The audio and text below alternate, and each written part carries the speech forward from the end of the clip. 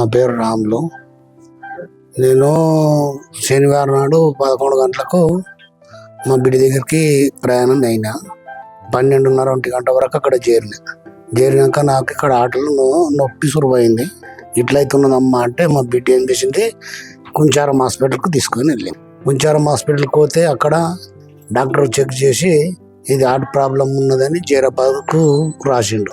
జైన్ అయితే 24 అవర్స్ అన్నీ చెక్ చేసి మళ్ళా డిశ్చార్జ్ చేసి మాకు ఇక్కడ బయటికి తాండ్రు ఉండి లేకుంటే సంగారెడ్డి ఉండి అంటే ఉన్నారు. మేము ఇక్కడ సోమవారం నాడు సంగారెడ్డికి వచ్చి గవర్నమెంట్ హాస్పిటల్లో చూపించుకుంటే ఆ గవర్నమెంట్ హాస్పిటల్లో ఇక్కడ లేదు, మల్లపాలంత ఉన్నది అని ప్రైవేట్ హాస్పిటల్కు రాసి చెప్పి పంపిండు సార్. పొద్దున 10 గంటలకు వచ్చినాము.